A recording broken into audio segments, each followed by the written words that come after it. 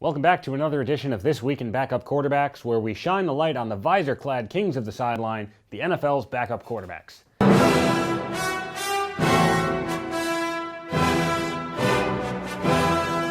We start this week in Washington, where after a long history of recurring heinous behavior unfit for the position, proceedings finally began to remove a man who never should have gotten this far from this very prestigious, important post.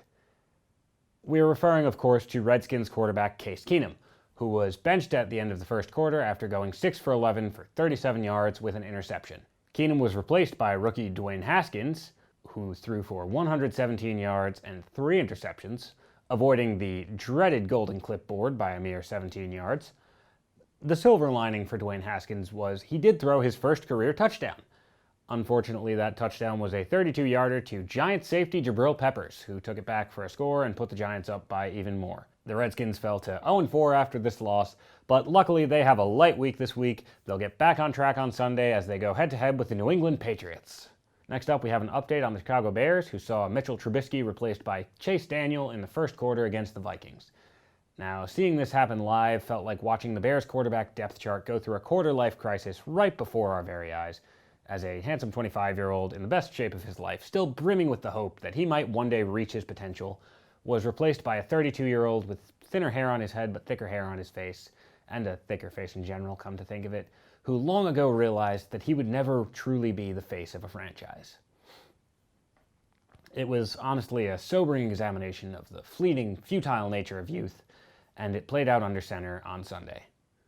Luckily for Bears fans, it played out to the tune of a 16-6 win over the Vikings, as the Bears got on track before heading over to London to play the Raiders. Next, it's up to Buffalo, where a controversial hit on Josh Allen forced the Bills to turn to Matt Barkley for their backup duty.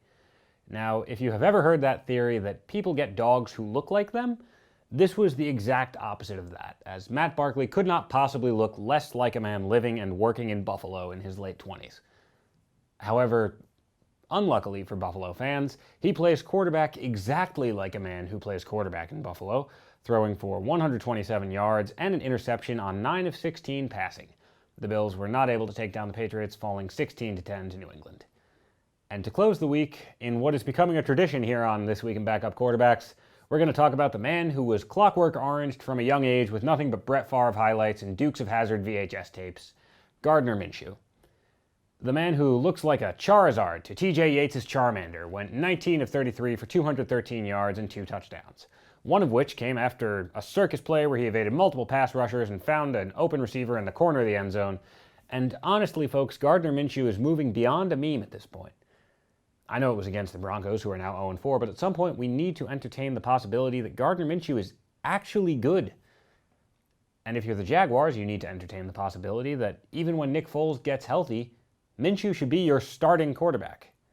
Now, I apologize for using the S word on this show. I know we don't like to say starting lightly, but we do want to make clear that until he is unequivocally declared a starter, we at This Week in Backup Quarterbacks are going to hold on to Gardner Minshew tighter than Gardner Minshew probably holds on to his Allman Brothers VHSs.